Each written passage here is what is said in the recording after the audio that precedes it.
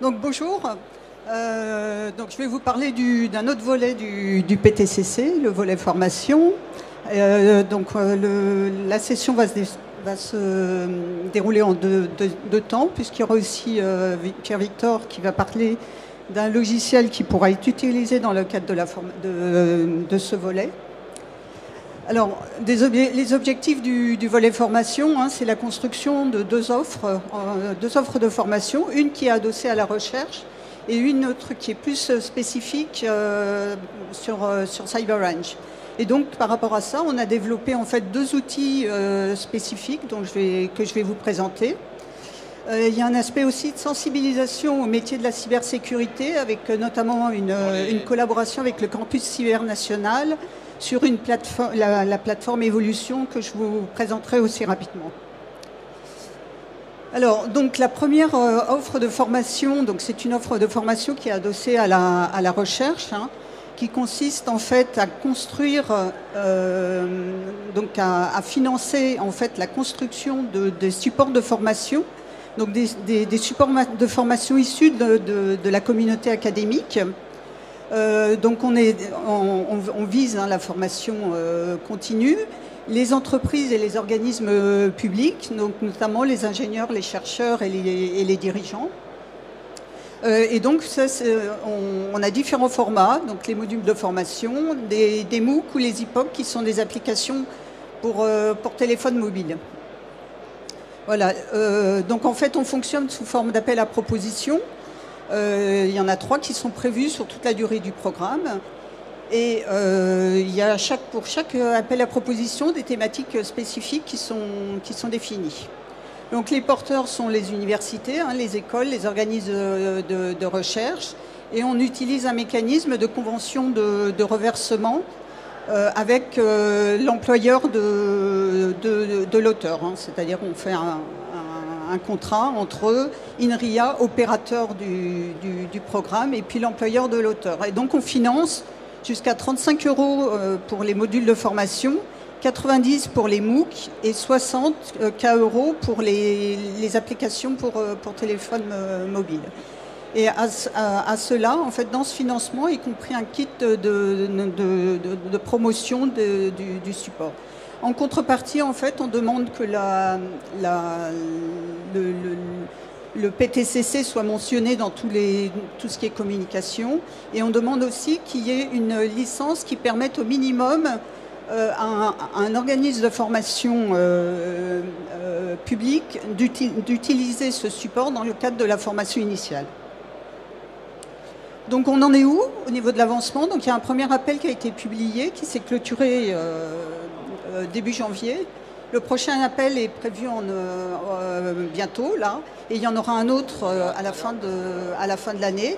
Donc là, j'ai mentionné les 6 thématiques qui sont des thématiques issues d'une taxonomie que j'ai utilisée, là, qui est la taxonomie ECT, Open Cyber Taxonomy. Donc il y avait 6 thématiques, donc les réseaux systèmes distribués, Big Data, Cloud, Edge et virtualisation, la sécurité des données et les données personnelles, l'IoT, système embarqué, le contrôle commande et l'intelligence artificielle appliquée à la cybersécurité. Donc en termes de résultats, on a eu en fait 21 propositions, beaucoup de réponses dans tout ce qui concerne l'IoT, système embarqué, système de contrôle et contrôle industriel, au niveau aussi de l'intelligence artificielle. Et puis sur les réseaux systèmes distribués, voilà, on n'a pas eu de réponse sur les données personnelles, mais c'est une thématique qui reviendra lors de prochains, qu'on va remettre dans les prochains appels à propositions. Voilà, donc beaucoup de réponses du côté de Grenoble, un petit peu en Île-de-France. Alors donc je vous ai parlé après de la deuxième offre qui concerne le CyberRange. Donc, pour ceux qui ne savent pas ce que c'est. Donc voilà, ça se présente sous la forme d'une grosse boîte. Donc le PTCC dispose d'un CyberRange du constructeur Airbus, qui est en accès libre pour la communauté académique. Donc l'objectif, c'est de développer une offre sur cette machine. Donc c'est un serveur qui tourne sous VMware. et qui permet donc de modéliser un système, de le simuler et puis de développer des attaques dessus. Voilà, vous avez un stand Airbus, hein, nos collègues sont prévenus si vous voulez le voir en fonctionnement. Donc la deuxième offre maintenant, donc, comme je vous le disais, c'est le CyberRange. Donc là, l'objectif en fait, c'est de développer des scénarios et des formations sur cette machine, de développer la communauté, et de favoriser les échanges au sein de cette communauté académique, tout en définissant une méthodologie qui permette en fait d'assurer la qualité de ce qui est produit et la réutilisation. Donc essayer de faire des choses assez génériques et qui soient customisables après. Donc les porteurs sont les mêmes, universités, écoles, organismes de recherche. On fonctionne toujours avec des organismes, avec un mécanisme de convention de reversement. Et là, on n'a pas fixé de plafond maximum. C'est en fonction en fait de la complexité de tout ce qui est produit qu'on va offrir un financement. Et on propose aussi une formation initiale à toutes les personnes qui ne connaissent pas en fait ce CyberRange. On demande par contre que les supports produits soient en accès libre et on compte les mettre donc sur le hub d'Airbus. Voilà, donc on en est où à ce jour? Donc, on a avancé sur la partie méthodologie, notamment en exploitant ce que ça fait l'EXO et l'ENISA au niveau européen, ainsi que sur des éléments en fait, qu'on pourra intégrer qui proviennent d'Urcid, dont Pierre-Victor va vous parler par la suite.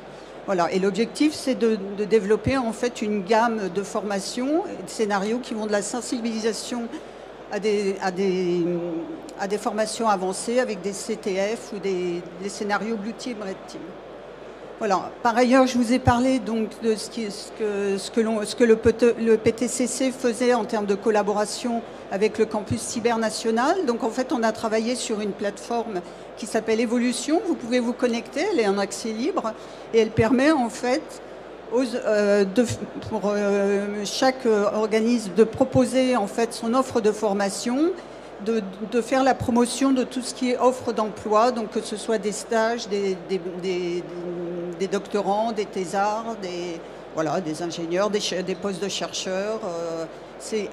Et puis il y a toute une partie, alors moi je détaille la partie recherche puisque je me suis vraiment occupée sur cette plateforme de mettre en avant la partie recherche. Il y a toute une partie qui concerne donc la recherche scientifique avec tous les métiers liés à la recherche scientifique, la façon d'y arriver, ainsi qu'un certain nombre de ressources qui sont disponibles, qui sont de la vulgarisation de la cible. Voilà. Oula. Ok. Merci. Oula. Plutôt comme ça. On va partir comme ça. Ok. Donc bonjour. Donc moi c'est Pierre-Victor Besson. Je suis ingénieur PTCC. Je galère un peu. Ingénieur PTCC. Je suis aussi maintenant docteur en informatique. Donc j'étais en thèse à l'équipe Pirate dont quelqu'un a mentionné précédemment. Et je vais aussi donc vous parler aujourd'hui de génération automatisée d'architecture vulnérable variable, en particulier donc de cet outil aussi qu'Agnès a mentionné précédemment, et comment est-ce que ça va pouvoir nous servir pour faire des formations, ce genre de choses. Donc la problématique, c'est pas ce bouton-là. Si, c'est bon. L'idée, c'est que dans le cadre de la cybersécurité, paradoxalement, on peut avoir des fois besoin d'entraîner des attaquants, parce que si on veut se défendre, c'est bien de savoir contre quoi on s'entraîne. Donc c'est pour ça qu'il y a tout le concept de pentesting, et le concept de CyberRange. Et l'idée, pour que ces attaquants s'entraînent, il faut bien leur donner des terrains d'entraînement. Donc c'est pour ça qu'on va déployer des architectures vulnérables, qui sont donc des réseaux et des machines dans lesquels on va volontairement introduire des vulnérabilités, afin que ces attaquants puissent se former à comment ces vulnérabilités fonctionnent, comment les exploiter, pour ensuite pouvoir nous informer par la suite. Et donc cette notion d'architecture vulnérable est liée à la notion de ce qu'on appelle un scénario d'attaque, qui est donc un enchaînement d'actions d'attaquants qui permettent à cet attaquant d'exploiter une architecture donnée. Donc j'ai un ensemble de machines. Donc ça, c'est l'architecture vulnérable. Et le scénario, ça peut être par exemple, l'attaquant est censé s'introduire par un phishing, faire une évaluation privilège pour arriver à un compte privilégié et récupérer des données. Et donc voilà, donc ça c'est l'idée d'un cyberrange d'architecture vulnérable.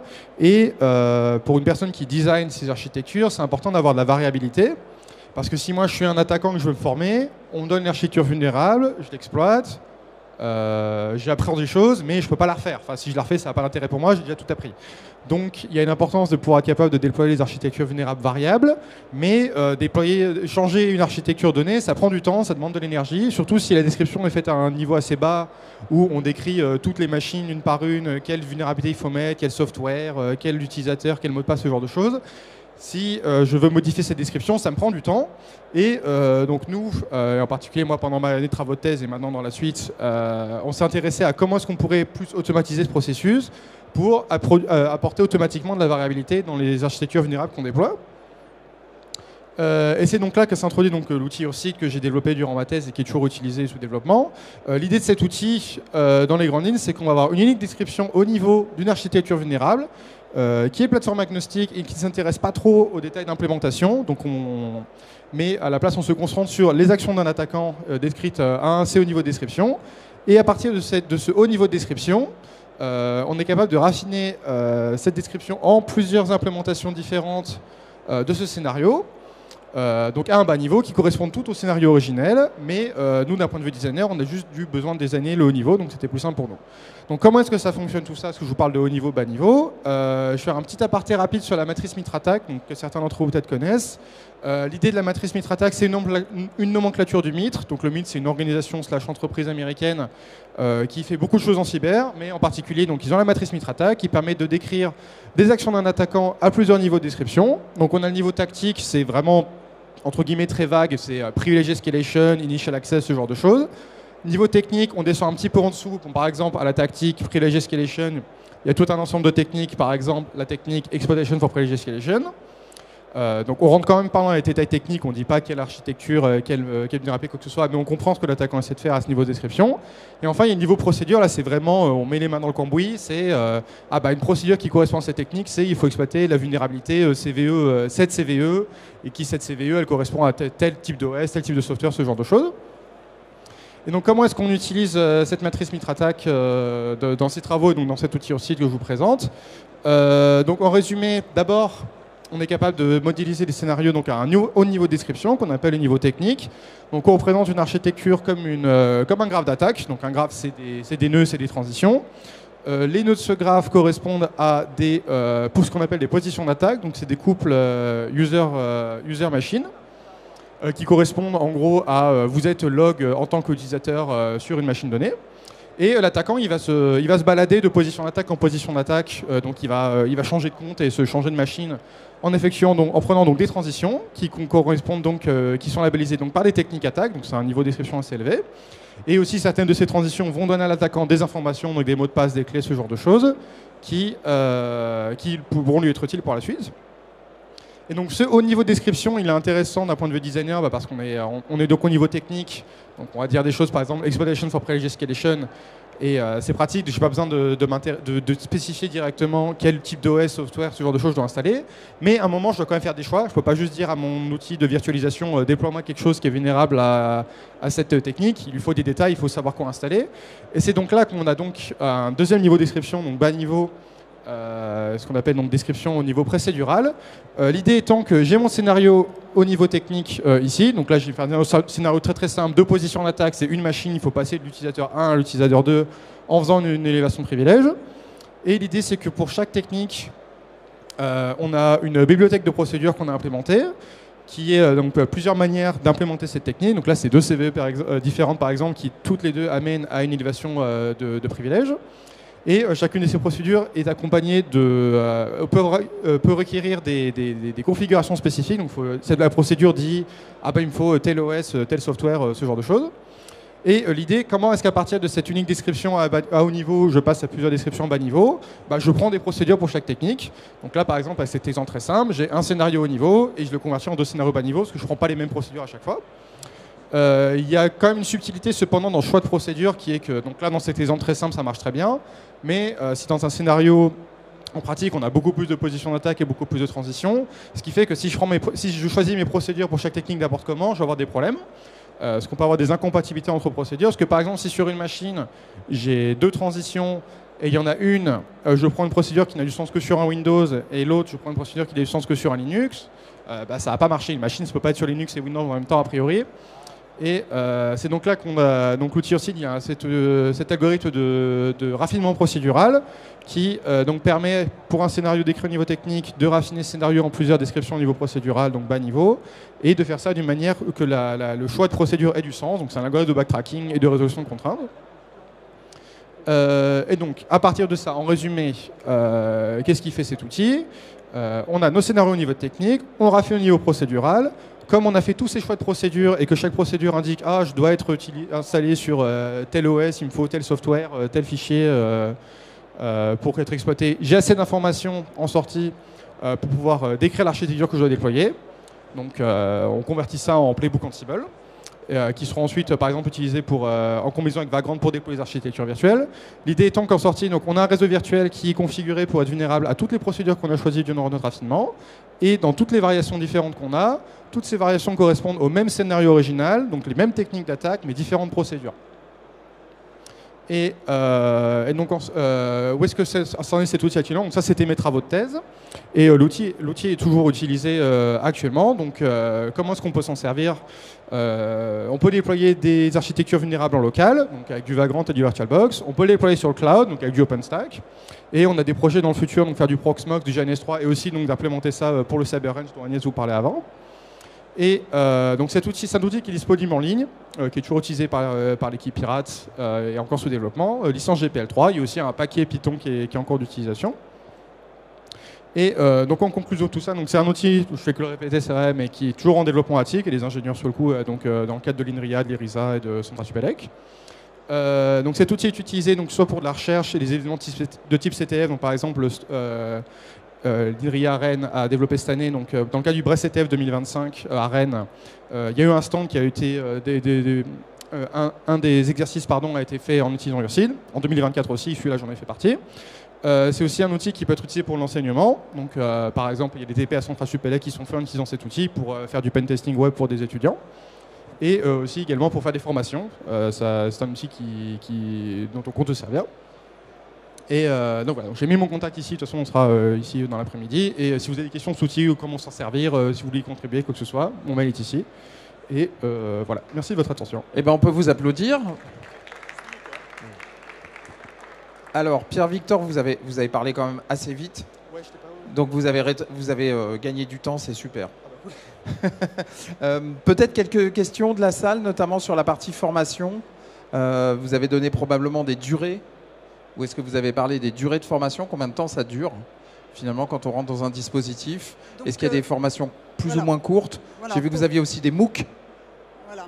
Donc, pour les l'offre de formation adossée à la recherche, donc ce sont des formations qui sont très courtes, qui font en général, c'est maximum 3 jours. Après, voilà, s'il y a 3 jours consécutifs ou non consécutifs? Peu importe, ça c'est pas. Mais c'est 3 jours 3 jours de durée.